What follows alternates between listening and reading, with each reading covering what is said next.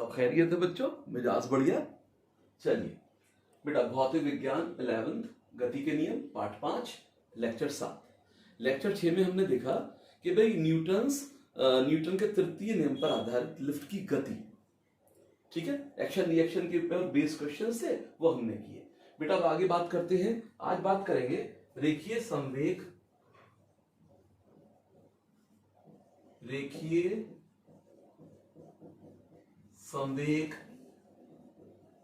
के संरक्षण का नियम, रेखीय संवेग के संरक्षण का नियम, law of conservation of linear momentum. बेटा जो रेखीय संवेग आप जानते ही हो, जो रेखीय संवेग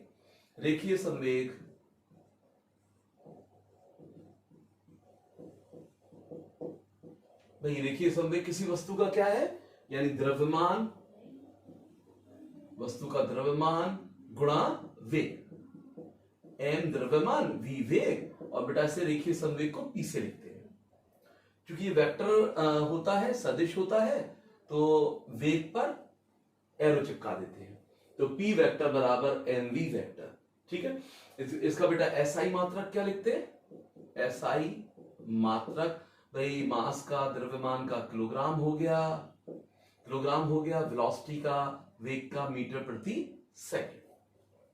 तो इसके चलिए बात करते हैं रेखीय संवेग के संरक्षण का नियम, law of conservation of linear momentum, ठीक है। बड़ा सिंपल सा है कि भाई यदि किसी निकाय पर बाह्य बल, यदि निकाय पर लगने वाला बाह्य बल शून्य है, कोई बाह्य बल कार्य नहीं कर रहा है, तो बेटा उसका रेखीय संवेग संरक्षित रहता है, ठीक है। अगर बेटा कोई मान लो एक वस्तु है, जैसे पेन है, मार्कर है, यहां पर ये स्थिर अवस्था में है और इस पर कोई बाह्य बल कार्य ना करे, मैं बाहर से कोई बल कार्य नहीं कर रहा है, ठीक है। अगर सिर्फ चलाने के लिए कोई बाह्य बल ना लगाऊं तो बच्चों इसका रेखीय संवेग संरक्षित रहता है। अभी रुका है, रेखीय संवेग शून्य है, ठीक है, बाह्य बल कार्य नहीं कर रहा है, तो अभी फिर भी उसका यानी टाइम के साथ भी रेखीय संवेग शून्य रहता है। तो ध्यान रखिए, आसान है, प्रैक्टिकल पॉइंट ऑफ व्यू से हमारी डेली लाइफ में ऐसा बहुत कुछ घटित होता है जो इस पर आधारित होता है, वो सब हम देखेंगे। तो यहां पहले बात करते हैं, यदि किसी निकाय पर लगने वाला बाह्य बल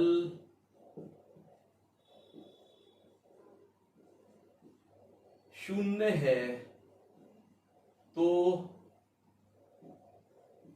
इस निकाय का रेखीय संवेग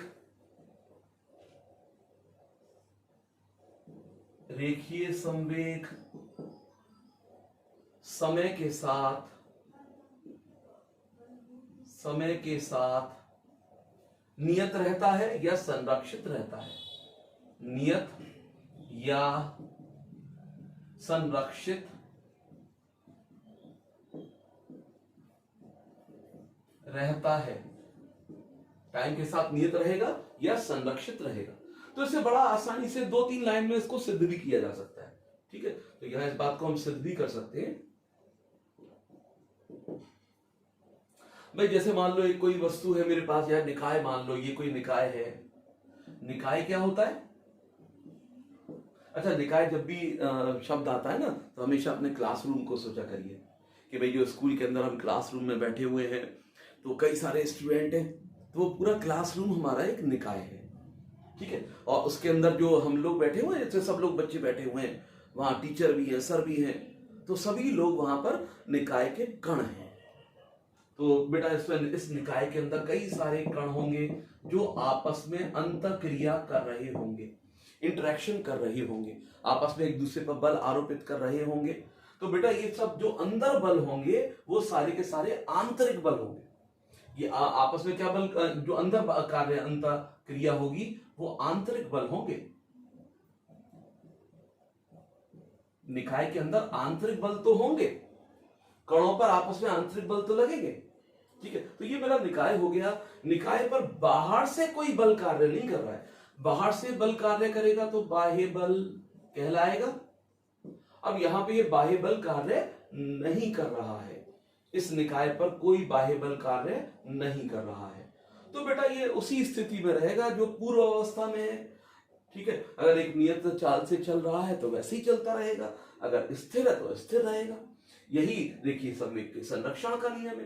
तो बेटा इस पर जो बाह्य बल है, इसको बाह्य बल को मैं लिख देता हूं एक्सटर्नल, ये कितना है, 0 के बराबर, और 0 पर भी वेक्टर लगाया जाता है बच्चों, ध्यान रखना। जो बाह्य बल है वो क्या है, 0 सदिश, ये भी 0 सदिश के बराबर रख दिया। हाँ, ऐसे अगर मैं मान की बात करूंगा, मैग्नीट्यूड की बात करूंगा, तब ये 0 हो जाएगा, है ना। अब न्यूटन के द्वितीय नियम अनुसार, न्यूटन के सेकंड नियम अनुसार, बेटा न्यूटन का द्वितीय नियम वो क्या हमें बता रहा है कि जो एक्सटर्नल फोर्स होता है, बाह्य बल होता है, ये किसके बराबर होता है, ये बराबर होगा dp अपॉन dt, या डेल्टा p बटे डेल टी, ऐसे भी लिख सकते हैं, कोई एक लिख देते हैं, तो मैंने ये लिख दिया।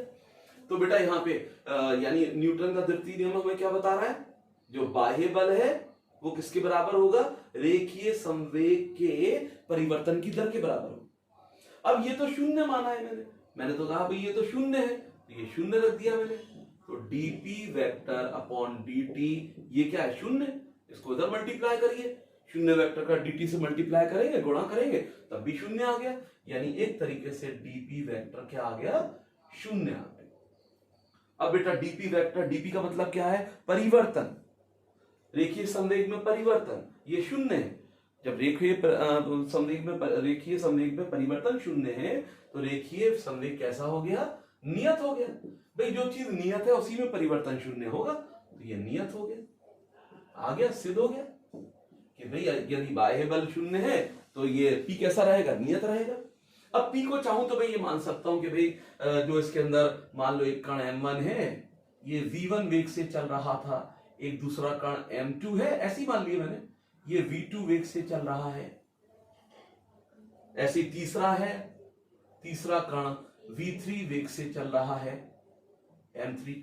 तो अब जब यहां p निकाय हो गया, p क्या है, इन सभी का, यानी इस निकाय के अंदर, ये निकाय बना किससे है, विभिन्न कणों से बनाए, कई सारे कणों से बनाए, जो अंदर मान लो अंतःक्रिया वेग से इधर घूमते फिर रहे हैं। जैसे कोई गैस के अंदर जो उसके अणु परमाणु है, जो उसके छोटे छोटे कण हैं, वो इधर उधर भागते दौड़ते फिरते, ठीक है। तो बेटा अब यहाँ पे p का मतलब हो गया इस पूरे निकाय का रेखीय संवेग, नियत है, तो इसका मतलब कि जो कण है p1 p2 p3 and so on, इनका सदिश योग कर दूं तो ये p के बराबर हो जाएगा, तो ये भी नियत होगा, ये भी नियत हो गया, एक ही बात है।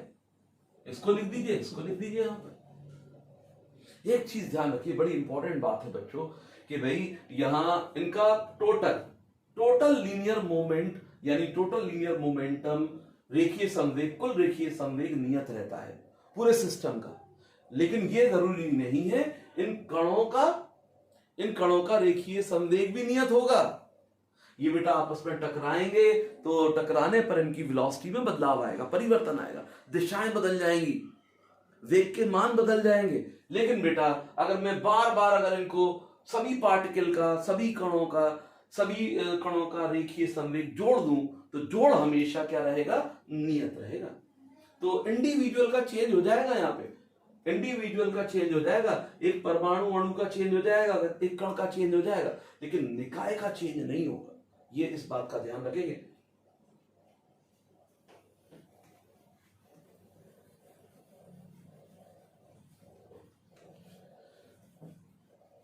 यानी यहां पर ये क्या क्या बोल रहा हूं मैं, कि भाई जो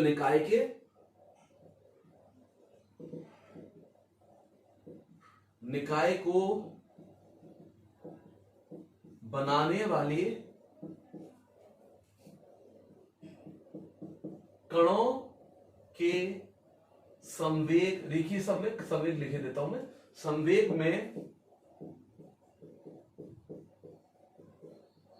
परिवर्तन हो सकता है,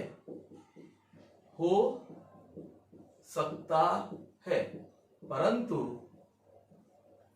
ठीक है, इनका जो जो योग होगा सदिश योग वो नियत रहेगा, या परंतु निकाय का कुल रेखीय संवेग नियत होगा, नियत रहेगा, ये ध्यान रखना। इंडिविजुअल जो कण है, अणु परमाणु, उनका तो चेंज हो जाएगा टकराने से, ठीक है, इधर उधर गति कर रहे हैं, टकरा रहे हैं, हो जाएगा चेंज, लेकिन उनका कुल मिलाकर उनका कुल सदिश योग कैसा रहेगा, नियत रहेगा, या निकाय का कुल संवेग नियत रहेगा। ठीक है, इस बात को हम इस तरीके से इंडिकेट कर देते हैं ना। अब इसके कुछ एग्जाम्पल देखें बच्चों। एक चीज ध्यान रख लीजिए कि भाई जो रेखीय संवेग का संरक्षण नियम है और न्यूटन का तृतीय नियम एक दूसरे के पूरक हैं, सप्लीमेंट्री है, एक दूसरे के पूरक समझ लीजिए। ठीक है, या ऐसा कहिए एक सिक्के के दो पहलू हैं, एक सिक्के के दो पहलू हैं, यानी एक चीज को हम अलग अलग नजरिए से देख रहे हैं, चीज एक ही है। यानी बेटा एक गिलास मैंने आधा पानी से भर दिया, कोई कह रहा है आधा भरा है, कोई कह रहा है आधा खाली है, दोनों ही लोग सही है ना। तो ऐसे ही जो रेखीय संवेग के संरक्षण का नियम है और न्यूटन का तृतीय नियम, एक ही सिक्के के दो पहलू हैं। इसीलिए जो एग्जाम्पल न्यूटन के तृतीय नियम में हमने लिए थे एक्सप्लेन करने के लिए, वही एग्जाम्पल यहां लिए जाएंगे, लेकिन अब वहां की तरह नहीं कि क्रिया प्रतिक्रिया के संदर्भ में उसे एक्सप्लेन करूंगा। इसे रेखीय संवेग के संरक्षण के नियम पर आधारित उनकी एक्सप्लेनेशन दी जाएगी, व्याख्या की जाएगी। जैसे अब मैं ये कहूं रॉकेट का मूवमेंट, रॉकेट का, अब रॉकेट जो चल रहा है ये भी रेखीय संवेग के संरक्षण के नियम पर मैं एक्सप्लेन कर सकता हूं। इससे पहले मैंने लिया, इसको एक्सप्लेन किया न्यूटन के तृतीय नियम के अनुसार, तीसरे एक्शन रिएक्शन से किया। ठीक है, अब यहां पे जैसे मान लीजिए हमारे पास रॉकेट ये है, ये बेटा अभी किसमें है, ये धरती पर यानी धरातल पर है, धरातल पर विराम अवस्था में है, ये अभी विराम अवस्था में है। इसमें बेटा ये फ्यूल है, ईंधन है इसका, ये ईंधन है। तो अभी इनका वेग क्या है, शून्य। जब वेग शून्य है तो इनका आरंभिक रेखीय संवेग पूरे सिस्टम का, अब पूरे सिस्टम में कौन, रॉकेट प्लस ईंधन, ये सिस्टम हो गया रॉकेट प्लस ईंधन, यानी निकाय क्या हो गया, निकाय रॉकेट प्लस ईंधन, ये निकाय हो गया। तो इन दोनों का मिला के निकाय का आरंभिक रेखीय संवेग शून्य है। अब यहां पर इसको जलाया गया, ईंधन को जलाया गया, गैसेस यहां पे तेजी से निकली, और हमारा जब गैसेस तेजी से निकलेगी या नीचे की ओर, अब रॉकेट ऊपर उठने लगेगा। इसका मतलब जब गैसेस नीचे निकलेंगी, जब गैसेस नीचे निकल रही हैं, अब गैस यहां पर जो है वो नीचे की तरफ निकली, कुछ वेग से निकलेगी। मान लो वेग है वीजी, जी फॉर गैस, तो गैस नीचे की तरफ चल रही है वीजी वेग से।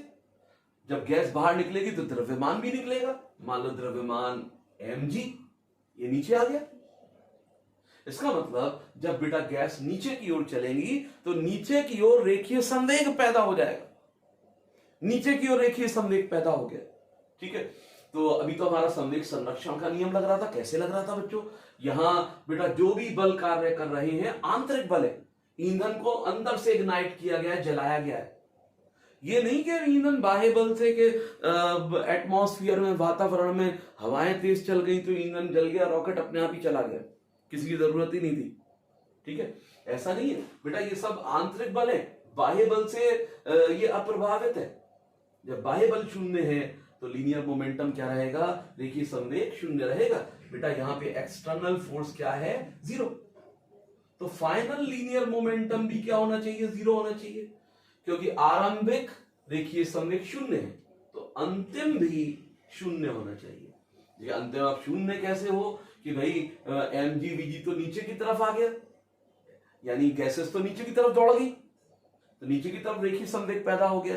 तो बेटा जो नीचे का रेखीय संवेग है उसे जीरो बनाने के लिए रॉकेट उसी संवेग से लेकिन विपरीत दिशा में ऊपर उठ जाता है। गैस तो नीचे चली तो नीचे रेखीय संवेग पैदा हो गया, तो बैलेंस कैसे बने, तो रॉकेट की बॉडी में ऊपर की ओर संवेग पैदा हो गया। अभी भी कुल मिला के संवेग क्या हो गया, 0 हो गया। बेटा ये रॉकेट का मास mr मान लिया मैंने और इसका वेग vr मान लिया। वेग क्या मान लिया, vr मान लिया। बेटा आरंभिक संवेग क्या था, 0, तो अंतिम संवेग भी क्या होगा, अंतिम बराबर आरंभिक, तो अंतिम भी 0 होगा। अब अंतिम में दो चीजें आ गई, क्योंकि निकाय दो चीजों से बन रहा है, रॉकेट और ईंधन।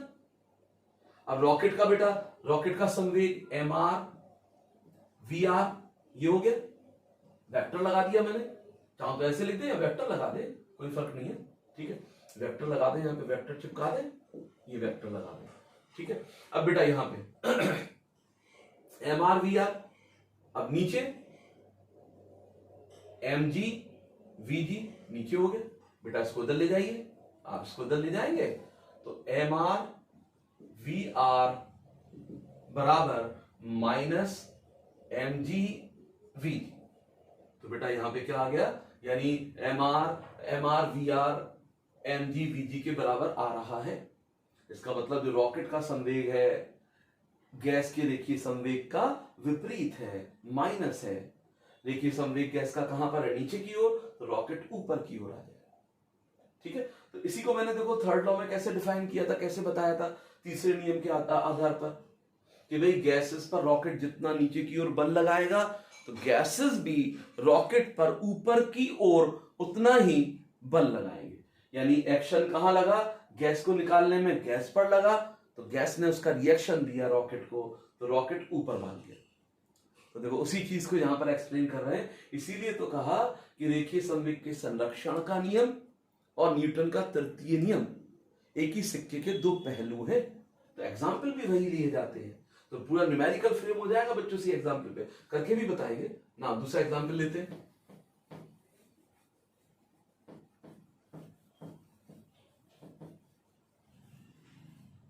अब देखो दूसरा एग्जाम्पल मैंने उधर भी लिया था कि एक गन को लेके, ये इसकी बुलेट है, ये गन ले ली। अब बेटा जो बंदूक और उसका कारतूस है ये निकाय बना रहा है, तो निकाय किसका बन रहा है, निकाय है। एक तो गन का बन रहा है, गन लिख दो यहां पे, और ये इसके कारतूस का बन रहा है, कारतूस। चलो इसको लिख देता हूं बंदूक, बंदूक। बंदूक और कारतूस मिलकर निकाय बना रहे हैं, ठीक है।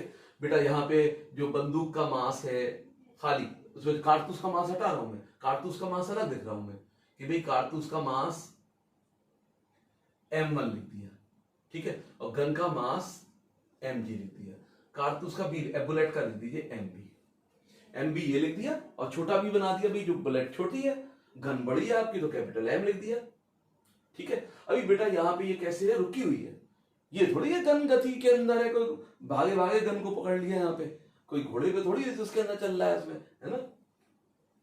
यहां पर अभी मैंने मान लिया कि भाई अभी यहां पर विराम अवस्था में है, ठीक है। जब ये विराम अवस्था में होगी तो उस वक्त लीनियर मोमेंटम 0 हो गया, चाहे तो वेक्टर चिपका दे, ये हो गया।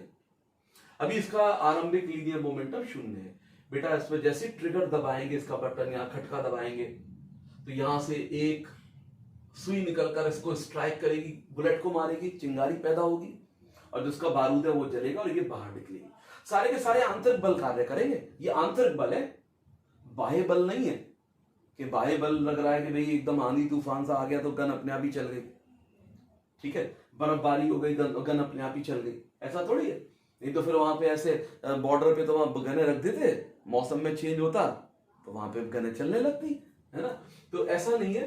तो बेटा यहाँ पे बाह्य बल क्या हो गया, एक तरीके से एक्सटर्नल बल 0 है।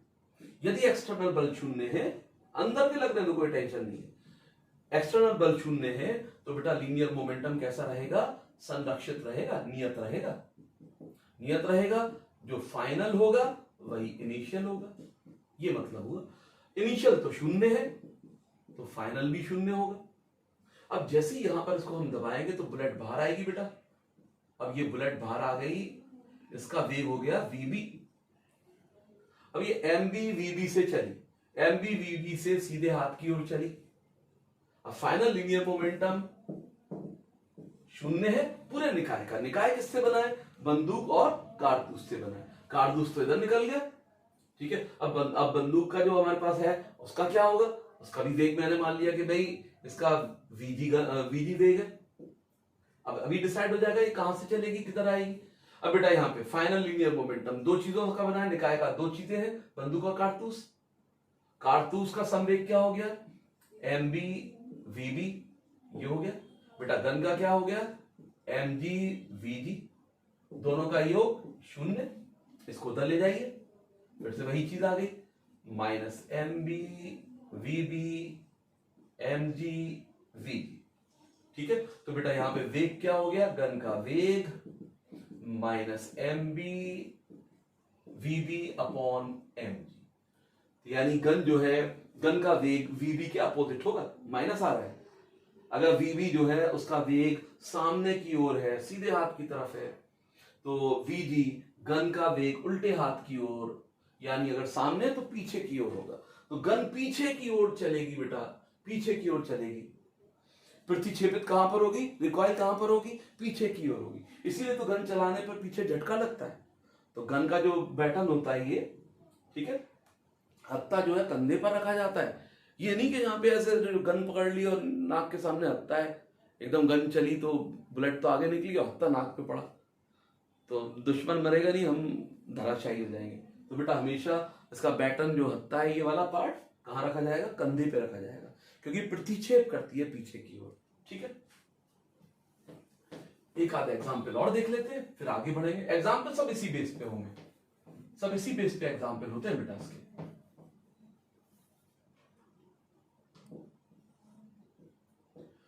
अब जैसे ये भी मैंने एग्जाम्पल लिया था न्यूटन का तृतीय नियम, कि भाई एक बोट है, इस किनारे पर ये किनारा है,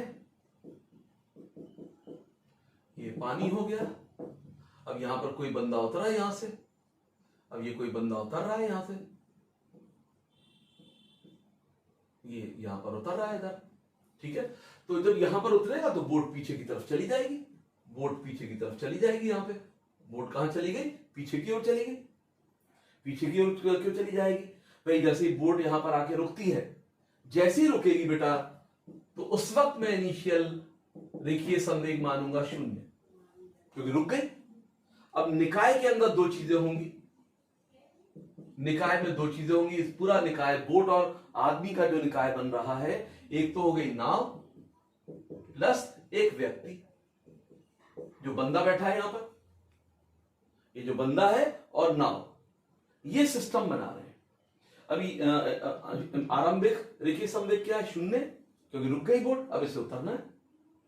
जब ये बेटा यहां पर उतरेगा, तो जब ये उतरेगा तो फॉरवर्ड डायरेक्शन में यानी नीचे की ओर, किनारे की ओर एक लीनियर मोमेंटम प्राप्त कर लेगा। जबकि लीनियर मोमेंटम तो इनिशियल सिस्टम का 0 था, निकाय का 0 था, लेकिन जब ये उतरा तो आगे की दिशा में निकाय का एक हिस्सा व्यक्ति आगे की ओर रेखीय संवेग प्राप्त करता है।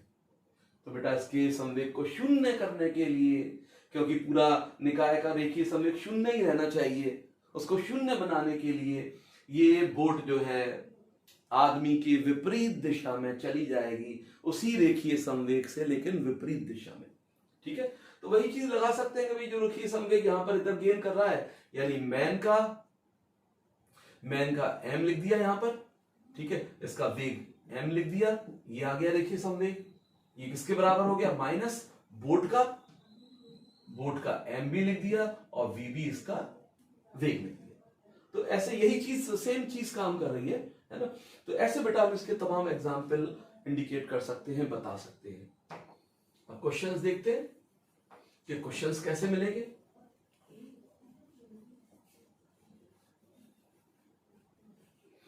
अच्छा, एक चीज इसमें कर लेते हैं पहले, फिर उसके बाद क्वेश्चंस करते हैं। मैंने कहा, मैं बार बार कह रहा हूं कि भाई जो रेखीय संवेग के संरक्षण का नियम है और न्यूटन का तृतीय नियम है, एक ही सिक्के के दो पहलू हैं। तो बेटा मैं जो संवेग संरक्षण का नियम है या न्यूटन का तृतीय नियम है, न्यूटन के तृतीय नियम से मैं संवेग के संरक्षण के नियम को प्राप्त कर सकता हूं, ठीक है। उल्टा भी कर सकता हूं उसको, यानी अगर ये कहा जाए न्यूटन, एक नंबर में पूछेगा न्यूटन के तृतीय नियम से संवेग संरक्षण के नियम की प्राप्ति करो। न्यूटन के तृतीय नियम से संवेग संरक्षण के नियम की प्राप्ति करो। ठीक है, संवेग का संरक्षण नियम क्या है? संवेग के संरक्षण का नियम क्या है बेटा? कि भाई अगर बाह्य बल शून्य है तो लीनियर मोमेंटम रेखीय संवेग क्या रहेगा? शून्य रहेगा, नियत रहेगा, है शून्य नहीं नियत रहेगा। ठीक है, अब देखो ऐसे सबसे आसान ऐसे मान लिया करो कि जैसे दो वस्तुएं ए वस्तु ये चली, ए वस्तु ये है और बी है, ये एक दूसरे के टुवर्ड्स आई, एक दूसरे के आमने सामने आई, एक दूसरे के पास आ रही है। ठीक है, एक दूसरे की तरफ चल रही है और टकरा जाती है। अब यहां पर जैसे ही टकराएंगी, ये जैसे ही ये टकराएंगी ए और बी, ए वस्तु और बी वस्तु, मैंने कहा कि भाई अब ये निकाय बन रहा है। क्या बन रहा है बच्चों? ये निकाय, ये एक निकाय हो गया। निकाय किस किस का बना है? ए वस्तु और बी वस्तु, वस्तु ए और वस्तु बी, इसका बना है निकाय। ए और बी का निकाय बना हुआ है। बेटा जब ये आपस में टकराएंगी तो एक दूसरे पर बल भी आरोपित करेंगी, एक दूसरे पर बल लगाएंगी। यहां पर यानी बी पर जो बल लगेगा वो ये लगा, किसने लगाया? ए ने। इसको लिखा मैंने एफ बी ए। एफ बी ए क्या है बच्चों? एफ बी ए है यानी ए द्वारा बी पर आरोपित बल, यानी ए द्वारा बी पर आरोपित बल। ठीक है, अब बेटा यहां पे बी ए पर भी बल लगाएगी, बी ए पर जो बल लगाएगी वो ए पर ये लगेगा उल्टे हाथ की ओर। इसे लिखूंगा मैं A B, F A B. तो एफ ए बी क्या है मेरे पास? एफ ए बी है बी द्वारा ए, अब बी लगा रहा है, बी द्वारा ए पर आरोपित बल। अब बी ए पर कितना बल आरोपित कर रही है? ठीक है, तो ये बल बेटा इसके निकाय के आंतरिक के अंदर है, आंतरिक बल है ये दोनों क्या है? आंतरिक बल है, आंतरिक बल निकाय के अंदर है, बाह्य बल है ही नहीं। यानी आंतरिक बल क्या है? ये आंतरिक बल है। और बाह्य बल क्या है? बाह्य बल तो है ही नहीं, शून्य है। बाह्य बल क्या है? शून्य। ये आंतरिक बल है, इसके बाह्य बल शून्य हो गया। अब देखो मैंने जब यहां पर देखे कि भाई यहां पर न्यूटन के तृतीय नियम से संवेग संरक्षण के नियम की प्राप्ति करना, तो तृतीय नियम क्या बता रहा है कि एफ ए बी और एफ बी ए ये कैसे होंगे? एक दूसरे के अपोजिट होंगे, मान में तो बराबर होंगे और दिशाओं में विपरीत होंगे। तो F A B minus F B लिख सकते हैं कि नहीं? दोनों की भाई क्रिया प्रतिक्रिया का नियम, क्रिया प्रतिक्रिया परिमाण में तो बराबर होंगी लेकिन दिशाओं में क्या होंगी? विपरीत होंगी। ये विपरीत हो गई।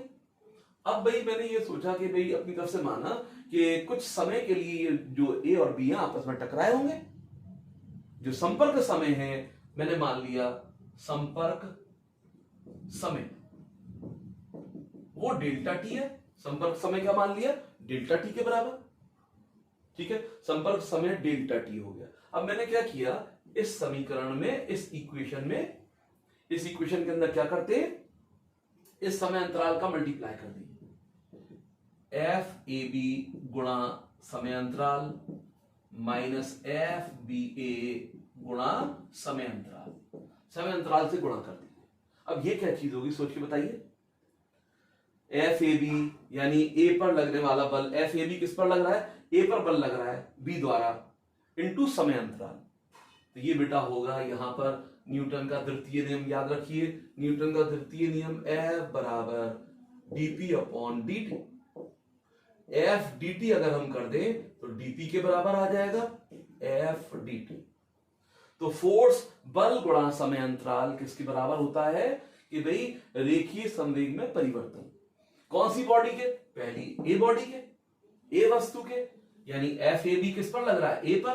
तो ए के रेखीय संवेग में परिवर्तन के बराबर हो गए। मैंने लिख दिया डेल्टा पी ए। अब इधर आ जाता हूं मैं, माइनस, अब ये क्या है, एफ बी ए, बी पर लगने वाला बल इनटू समय अंतराल, तो बी के रेखीय संवेग में परिवर्तन यानी डेल्टा पी बी, ये हो गया। बेटा इसको इधर ले आइए, दोनों आंखें इधर धनात्मक हो गए, ये क्या हो गया, धन हो गया, यानी del P A plus del P B बराबर शून्य, बराबर शून्य हो गया। इसको ले आएंगे इधर तो शून्य वेक्टर।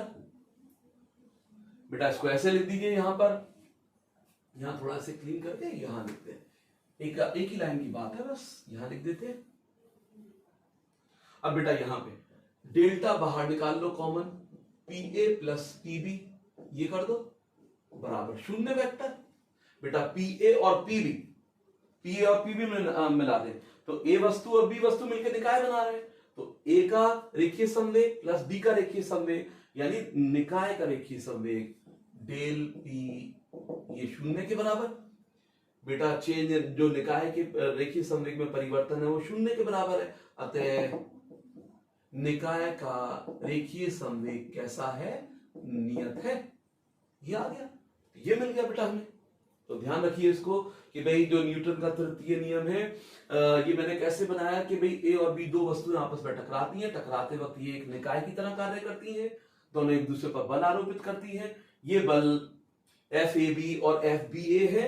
एफ ए बी कौन है, ए वस्तु पर बी द्वारा, और एफ बी ए कौन है, बी वस्तु पर ए द्वारा। ठीक है, आंतरिक बल है, कोई बात नहीं, आंतरिक बल, बाह्य बल तो शून्य ही है, आंतरिक बल है, लग तो रहे ना बल एक दूसरे पर। ठीक है, ये दोनों क्या है कि मान कैसे हैं, बराबर लेकिन दिशाएं विपरीत है, इक्वल एंड अपोजिट तृतीय नियम अनुसार। मान लो जितनी देर तक ये आपस में टकराती हैं वो संपर्क समय डेल टी के बराबर है। डेल्टा टी का यहां गुणा कर दिया दोनों साइड पर, इस इक्वेशन में डेल टी इधर गुणा इधर गुणा, ये हो गया न्यूटन के द्वितीय नियम अनुसार F बराबर dp अपॉन dt, dp बराबर F इंटू dt। ये हो गया A पर लगने वाला बल इंटू समय अंतराल, A के रेखीय संवेग में परिवर्तन, ये B के रेखीय संवेग में परिवर्तन। इसको इधर ले आए, इधर लाके डेल्टा कॉमन निकाल दिया, P A plus P B vector यानी पूरे निकाय का रेखीय संवेग शून्य के बराबर है परिवर्तन, तो इसका मतलब P जो होगा नियत रहेगा। ठीक है, तो इस तरीके से बेटा मैं इसको यहां पर ऑब्टेन कर सकता हूं। अगर कोई कहे कि इसका उल्टा हासिल करिए, उल्टा बिल्कुल सेम उल्टे चल दीजिए, बिल्कुल उल्टा मिल जाएगा आपको, यानी यहां पर आ जाएंगे आप। यानी अगर मुझसे कहे कि कोई रेखीय संवेग के संरक्षण के नियम से, ठीक है क्या बताओ, रेखीय संवेग के संरक्षण के नियम से तृतीय नियम प्राप्त करो, आराम से हो जाएगा। तृतीय नियम प्राप्त करो यानी रेखीय संवेग संरक्षण क्या बता रहा है, अगर ये एक्सटर्नल बल किसी निकाय पर 0 है तो उसका लीनियर मोमेंटम कैसा होगा, कैसा होगा लीनियर मोमेंटम, नियत होगा। उसमें चेंज क्या होगा, ये नियत होगा, और उसमें चेंज क्या होगा डेल्टा पी, ये क्या होगा शून्य के बराबर। अब बेटा मान लो इस निकाय में, फिर ऐसे ही मान लो कि दो वस्तुओं से मिलकर बना है, तो दोनों वस्तुओं का एक का लीनियर मोमेंटम बिल्कुल उल्टे स्टेप करूंगा मैं। दो वस्तुएं हैं ए और बी, ए और बी दो वस्तुएं, तो इसको ऐसे लिख दिया यहां पर पी ए, चलो ए बी लिख देता हूं मैं, ए और बी ऐसे लिख दिया। अब बेटा अलग अलग कर लिया, P A delta P B, delta का दोनों से गुणा कर दिया। ठीक है, अब उसके बाद बिल्कुल उल्टे स्टेप चल रहा हूं मैं, बिल्कुल उल्टे स्टेपिंग कर रहा हूं, जगह परिवर्तन कर दीजिए। अब ये आ गया माइनस डेल्टा पी बी, और ये हो गया डेल्टा पी ए, ये हो गया। ठीक है, अब बेटा यहां पर क्या करिए, जो समय है समय का पूरी इक्वेशन से भाग लगा दीजिए, समय अंतराल का जितनी संपर्क समय का क्या कर दीजिए, जितनी देर तक वो संपर्क में रहती है वस्तुएं उसका भाग लगा दीजिए। Del P A del T minus delta P B बटे डेल टी। बेटा ये क्या हो गया, रेखीय संवेग में परिवर्तन, ए वस्तु के रेखीय संवेग में परिवर्तन किसके बराबर, ए वस्तु पर बल के बराबर। तो एफ ए कौन आरोपित कर रहा है, बी कर रहा है, तो बी चिपका दीजिए। अब ये P B upon del T, delta P B upon del T, तो डेल्टा पी बी क्या है, यानी रेखीय संवेग में परिवर्तन किसका, बी वस्तु का, समय का भाग लगाया गया समय अंतराल का, तो रेखीय परिवर्तन की दर बी वस्तु की जो किसके बराबर हो गई कि भाई बी वस्तु पर लगने वाला बल एफ बी ए आ गया। तृतीय नियम आ गया यहाँ पे, ये हो जाता है बेटा तृतीय नियम। क्या आ गया ये तृतीय नियम। तो इस तरीके से एक दूसरे को हम हासिल कर सकते हैं। तभी तो एग्जाम्पल एक दूसरे यानी जो एग्जाम्पल है कॉमन एग्जाम्पल है। तृतीय नियम में भी वही एग्जाम्पल लिए, उदाहरण लिए हमने, और संवेग संरक्षण में भी वही उदाहरण लिए। अब एक क्वेश्चन देखते हैं।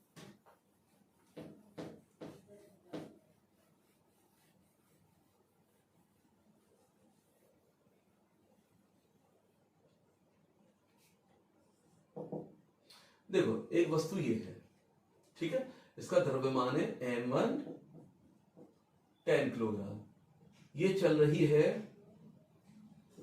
u1 2 मीटर प्रति सेकंड की रफ्तार से, 2 मीटर प्रति सेकंड की रफ्तार से चल रही है, ठीक है। अब यहां पर एक दूसरी वस्तु है, इसका द्रव्यमान है 5 किलोग्राम, ठीक है। ये क्या है विराम अवस्था में है, ये क्या है विराम अवस्था में है, तो विराम अवस्था में, विराम अवस्था, तो U2 क्या मान लिया मैंने 0 मान लिया। अब ये इसके साथ टकराती है, टकराने के बाद दोनों एक साथ मिलके चलती हैं।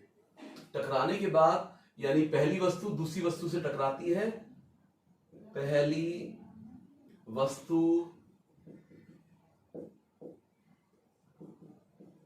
दूसरी से, दूसरी वस्तु से टकराती है और दोनों वस्तुएं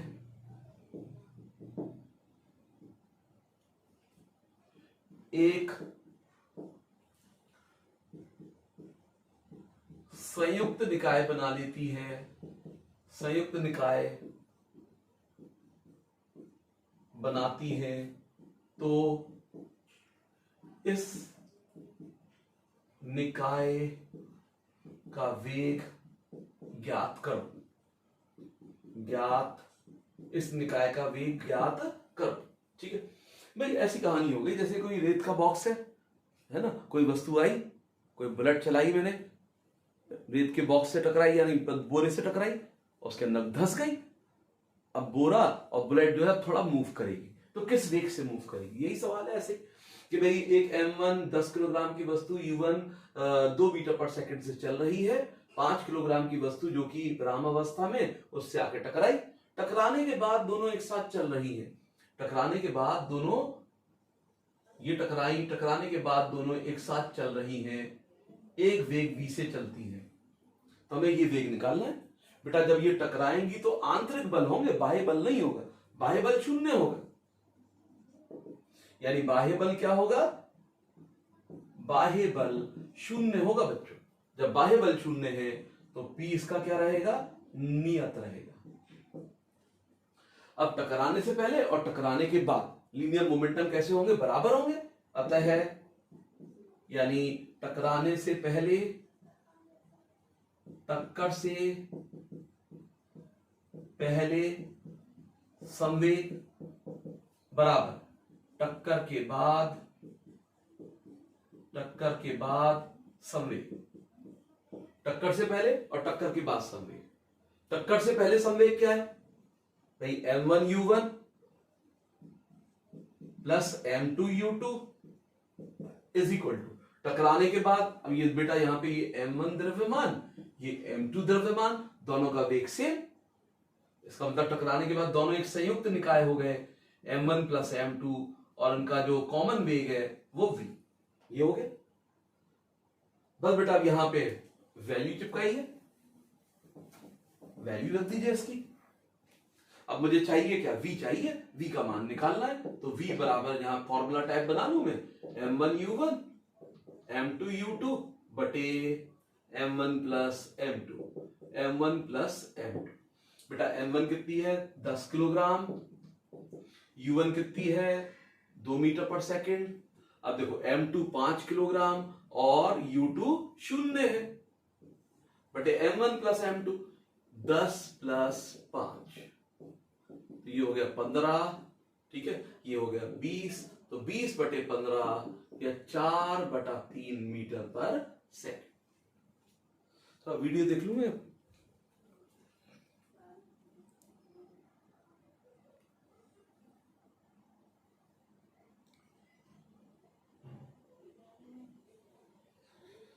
शायद वीडियो में थोड़ी दिक्कत आ रही है, चलो बच्चों मैं इतना ही रखता हूँ, फिर नेक्स्ट लेक्चर पे इसको देखता हूँ, ठीक है।